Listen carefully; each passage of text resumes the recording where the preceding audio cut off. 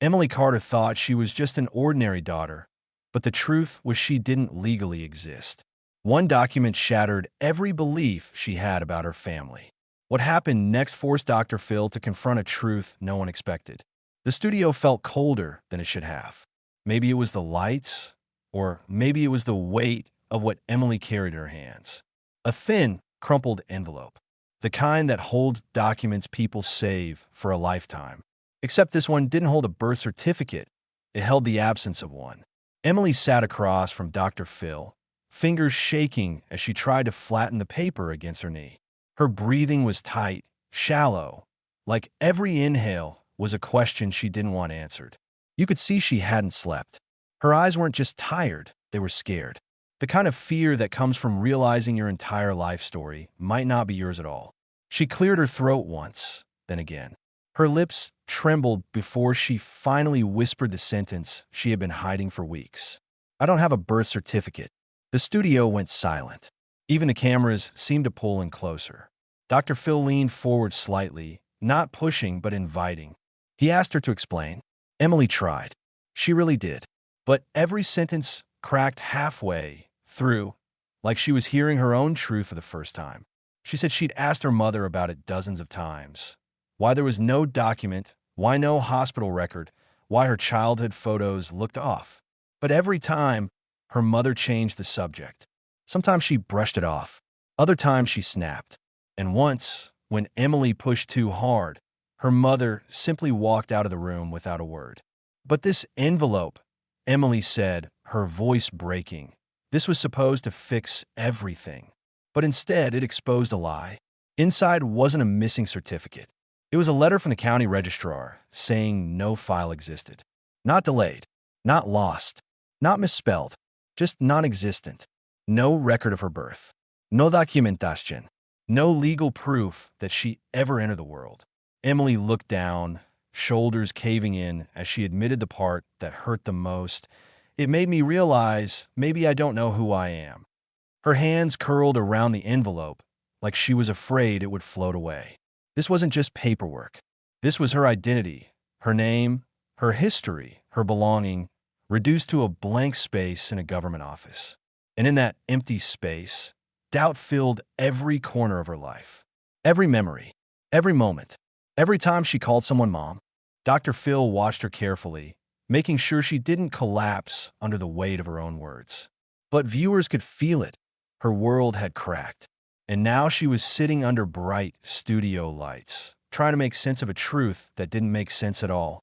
She looked at Dr. Phil and whispered the question that had been haunting her for nights. "If I was never legally born, then who am I?" The room held its breath. Dr. Phil set his notes aside and asked the one question that would push the story into territory Emily wasn't ready for, but needed to face. "Then who raised you?" The camera froze on her face. The confusion, the fear, the sudden understanding that her entire life might be a puzzle with missing pieces. And that was the moment everything truly broke. 3 weeks before she ever sat under studio lights, Emily thought her biggest stress was planning a summer trip with her best friend. She didn't know her entire identity would unravel inside a government office that smelled like printer ink and old carpet. The moment the clerk looked up from her computer, Emily sensed something was wrong. It wasn't confusion. It wasn't annoyance. It was something colder, like the woman had just seen a ghost standing in front of her. "I'm sorry," the clerk said softly, "but we don't have anyone by that name born in this state." Emily laughed at first. A tiny, awkward laugh. Because how could that even make sense? She'd lived in that state her whole life. She'd gone to school there, seen doctors there, filed taxes. She wasn't invisible. But the clerk didn't laugh. She just stared with this tight, worried expression, like she wished she could take the words back. And then she said the line that marked the beginning of everything falling apart. "We have no record of your birth." None at all. Emily felt the room tilt. Her phone slipped in her hand. For a moment, she wondered if it was some kind of glitch, a typo, a system outage. But the woman double-checked, triple-checked, typed slowly, looking for any shred of her existence. Nothing. That night, Emily went home and tried to convince herself it was a clerical mix-up.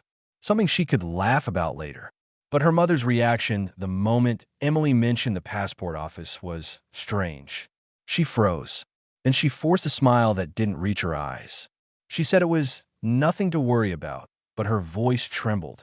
When Emily pushed, her mother snapped, "Just drop it. Drop it." Two words that only made the fear grow louder.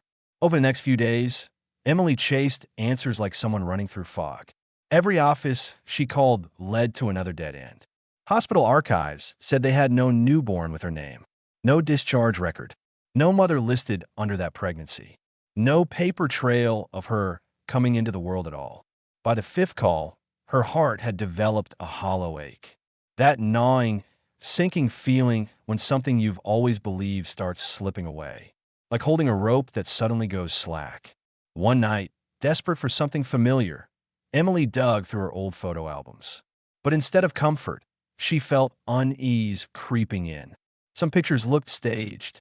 One from her third birthday had decorations her mom always claimed she couldn't afford. Another showed her in a hospital gown as a toddler, but there was no memory attached to it. Just her mom's flat explanation, "You were sick." And then there was the baby photo, the only one. A single picture in a different style from all the others, printed on older, yellowed paper. Her mother always said, "That's you at 2 days old." But now, Emily didn't know what to believe. The background of the photo didn't look like a hospital. It looked like someone's hallway. The unease thickened until she found herself staring in the bathroom mirror, whispering, "Why do I feel like something is missing?" On the sixth day, she made one more call, this time to a small county office 2 towns over, because a friend suggested trying different jurisdictions. When the clerk answered, she asked her usual question, prepared for the usual "no record found." But the woman on the phone went silent longer than usual. When she finally spoke, her voice was barely above a whisper. "We don't have anyone by that name born that year." Emily's breath caught. "Are you sure?" The clerk inhaled shakily. "We don't have anyone." It's like the file was never created. But the scary part wasn't the words. It was the tremble in her voice. The clerk wasn't confused. She was scared. That fear transferred straight into Emily's chest, sharp and real. And that was the moment Emily made a decision she never thought she'd need to make. A decision that crossed a line she promised herself she would never cross. She ordered a DNA test kit. She didn't tell her mom. She didn't tell her best friend. She didn't tell anyone. She just waited, quiet, anxious, slowly unraveling, for the answer she prayed would calm her. But deep down, she was terrified the answers wouldn't calm anything. When the kit finally arrived, she stared at the box for almost an hour. Her hands shook as she opened it. She took the swab. She sealed the tube. She placed the package on her counter.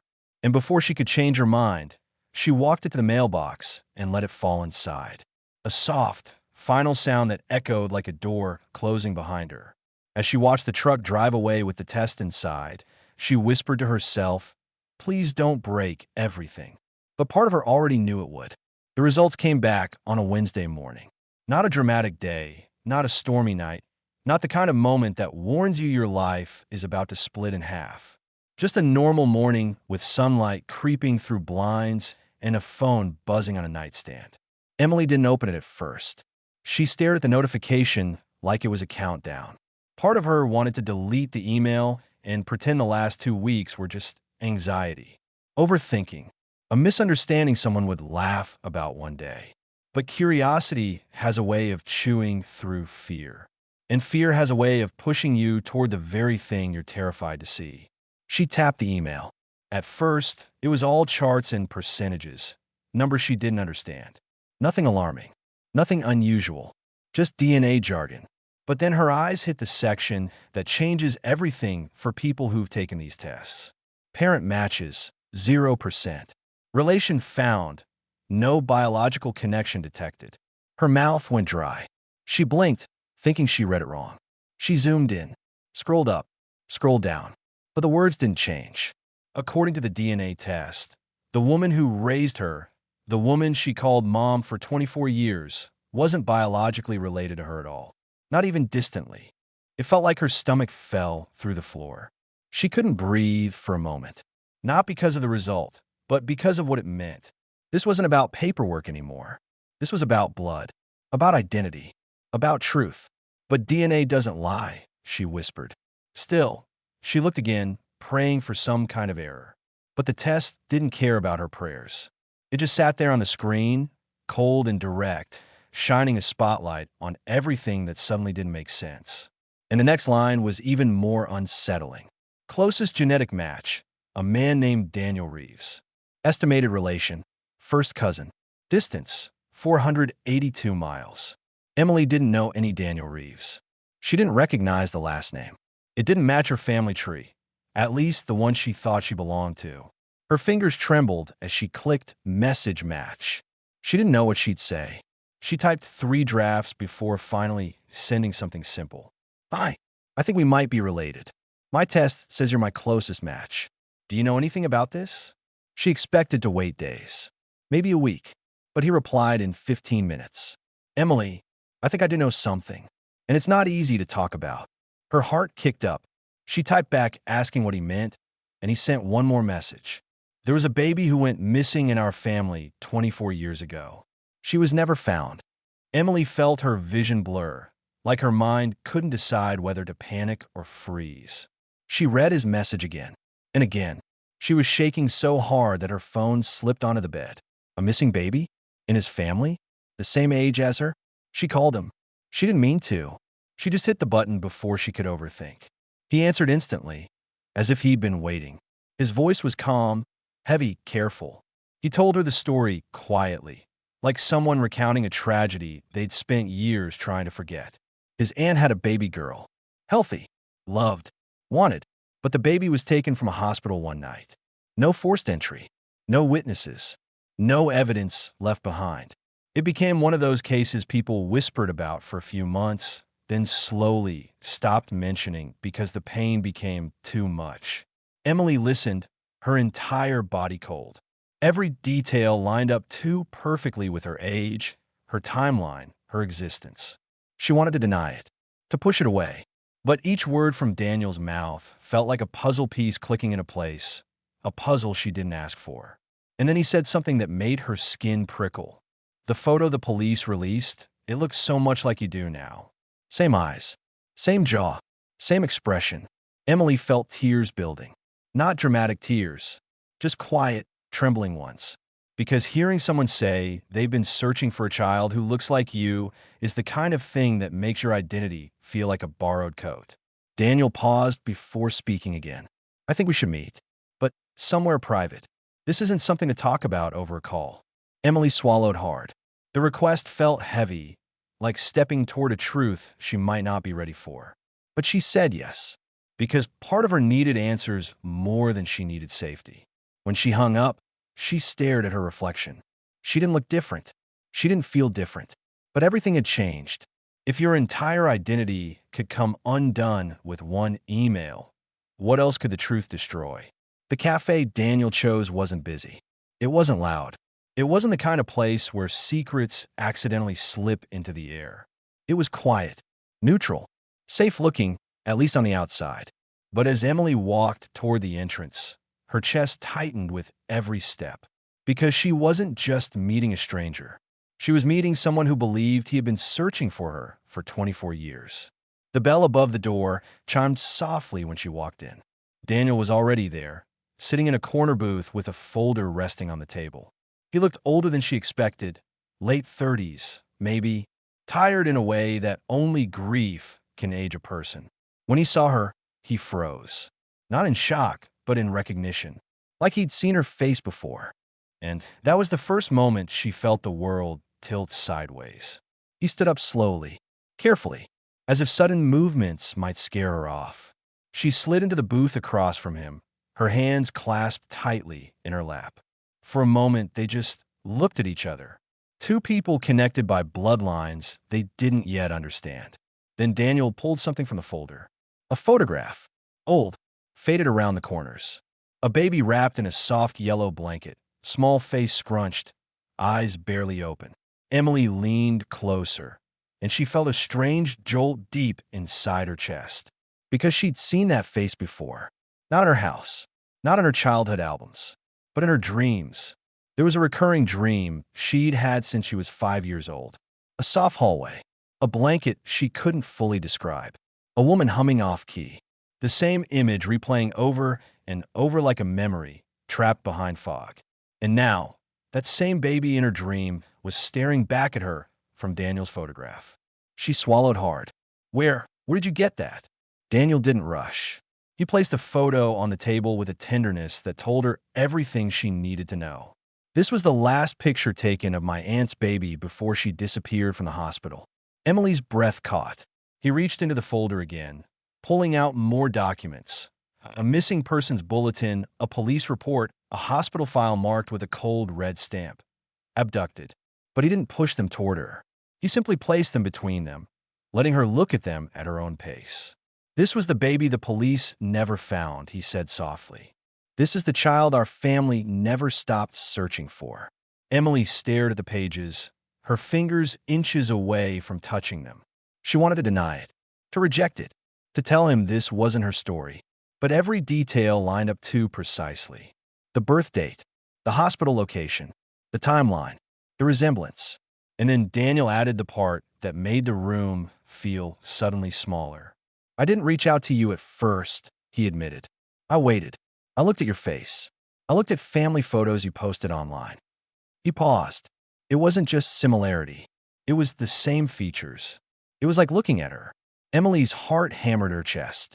But before she could ask another question, her phone buzzed in her bag. Once, twice, 3 times. She ignored it. But it buzzed again, and again, and again. She finally checked the screen. Mom, 12 missed calls. Voicemail, 5 new messages. Text, Emily, please don't talk to anyone. Text, come home now. Text, don't trust them. Text, please stop digging. Her hand shook. Daniel, watching her face pale, gently asked, Is that her? The woman who raised you? Emily nodded. And that was when Daniel opened the police file and slid one sheet toward her. A single name highlighted in yellow. A name that made her entire body go rigid. This, he said carefully, is the woman the police suspected of taking the baby. Emily looked down. It was her mother's name. Everything inside her seemed to collapse inward. Memories, conversations, photographs, all twisting into something she couldn't recognize anymore. Emily whispered, That can't be right. She wouldn't. She couldn't. But the evidence sat right in front of her. Cold, logical, devastating. Daniel didn't argue. He didn't accuse. He simply held her gaze with a sorrow she didn't expect. Emily, he said gently, sometimes people do the wrong thing for reasons they think are right. But the truth still matters. You deserve to know who you are. The words hit deeper than she wanted them to. Because for the first time in her life, Emily realized she might have been living someone else's story. Someone else's identity, someone else's beginning. And her mother, her protector, her constant, her whole world, might be the very person who created the lie she was drowning in. Is love still love if it was built on crime? Emily didn't answer. She couldn't. She just sat there, staring at the picture that looked like her, and the name highlighted on the report, and the messages on her phone that suddenly felt like warnings instead of comfort. And that's the moment she knew she couldn't run from this anymore. She had to confront her mother. But she wasn't ready for what would happen next. Back in the studio, the lights felt brighter than they had earlier. Too bright, almost punishing. Emily sat stiffly in her chair, the folder of documents resting on her lap like a weight she wasn't strong enough to lift. She kept touching its edges as if checking it was still real. As if checking this was real. On the opposite side of the stage, her mother sat with her hands clasped so tightly her knuckles had turned white. She didn't look at Emily. Not once. She stared at the floor, blinking too quickly, like she was holding back a storm. The room felt like the moment before thunder breaks. Dr. Phil entered the conversation gently, but with that quiet authority that makes people tell truths they've avoided for years. He didn't accuse. He didn't attack. He simply laid out the facts, calm, slow, deliberate. Emily's DNA results show no biological connection between the two of you, he said. And a records office found no birth certificate, no hospital file, no registration, nothing. Her mother swallowed hard, her throat visibly tight. She whispered, I can't explain. But Dr. Phil shook his head softly. Not yet. He reached for the folder in Emily's lap, asking her permission before taking it. She nodded slowly. He laid out the documents on the table between them. The missing infant report, the hospital timeline, the photographs, the highlighted name. It was like watching a mosaic of secrets finally take shape. When Emily's mother saw her name in the police file, her shoulders collapsed. Not dramatically, not loudly, just quietly, like a building losing its foundation. Dr. Phil leaned forward. Emily deserves to know the truth. All of it, whatever it is. Her mother finally looked at Emily. It wasn't anger. It wasn't defiance. It was heartbreak. She whispered, "I never meant to hurt you." Her voice cracked. "You have to understand that." Emily didn't speak. She couldn't. Her nails dug into her palms as she braced herself. Her mother took a shaking breath. Then another. Then, her face crumpled as the truth slipped out in pieces. "I wasn't supposed to work that shift," she said. "I wasn't supposed to even be there that night. But I stayed late. And I saw her, this tiny baby, alone in a room, crying so hard she couldn't breathe. She wiped at her face. I shouldn't have gone in. I know that. But I did. And no one was there. No nurse. No mother. No family." Her jaw trembled. She was so small. So sick. And she stopped, covering her mouth with her hands. "I'd lost a child a year before. I wasn't thinking clearly. I wasn't myself. And when I held her, I broke." Emily felt something deep inside her twist. Grief, shock, betrayal, compassion, all tangled in ways she didn't know how to untangle. Dr. Phil kept his tone steady. "And so you took her."